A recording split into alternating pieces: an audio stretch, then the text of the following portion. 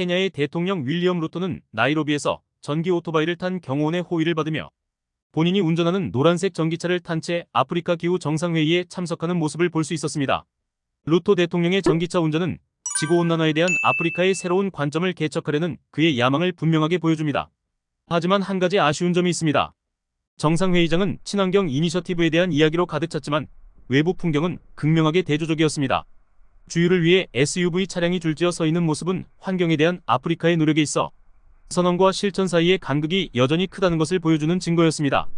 전 세계 인구의 18%가 살고 있는 아프리카는 전 세계 기후 위기에 대한 책임이 가장 적습니다. 그러나 기후 변화의 파괴적인 영향에 가장 취약한 대륙 중 하나입니다. 아프리카는 탄소 배출량이 미미함에도 불구하고 지구 온난화와의 전쟁에서 최전선에 서 있습니다. 하지만 여기서 이야기는 반전됩니다. 이번 정상회의는 단순히 지적을 위한 플랫폼이 아니었습니다. 이 정상회의는 적극적인 해결책을 모색하고 글로벌 커뮤니티가 아프리카를 발전시킬 수 있는 길을 모색했습니다. 아프리카 지도자들은 이 플랫폼을 활용하여 부유한 국가들에게 환경오염에 대한 책임을 묻는 한편 개발도상국의 기후 이니셔티브를 지원하기 위해 매년 1억 달러를 할당하겠다는 공약을 이행을 재촉구하였습니다. 인플레이션과 금리 상승으로 인한 아프리카의 부채 위기 증가는 기후 위협에 대한 아프리카 대륙의 취약성을 더욱 악화시키고 있습니다.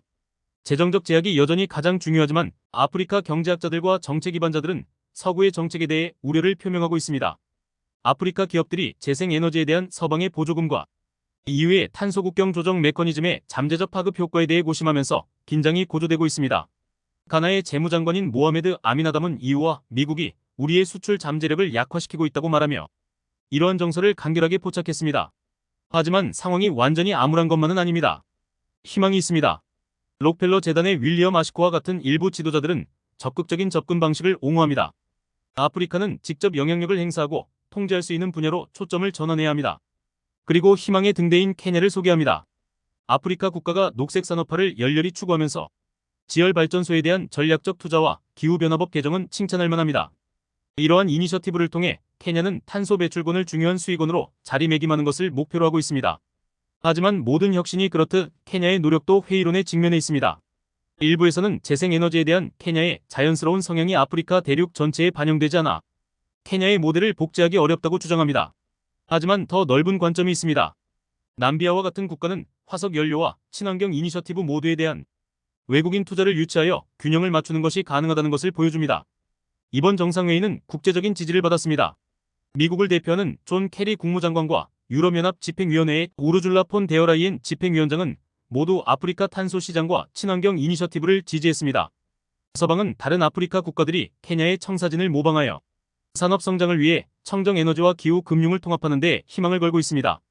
그러나 시급한 질문이 남아 있습니다. 왜 아프리카는 이전의 많은 국가들이 발전을 위해 했던 것처럼 석탄과 석유 같은 화석 연료를 활용할 수 없는 것일까요? 글로벌 커뮤니티는 아프리카의 해답을 제시해야 하며 지금이 바로 그 해답을 제시할 때입니다. 오늘은 여기까지입니다. 구독과 좋아요, 그리고 알림 설정으로 해외에서 일어나는 다양한 논평을 들어보세요. 감사합니다.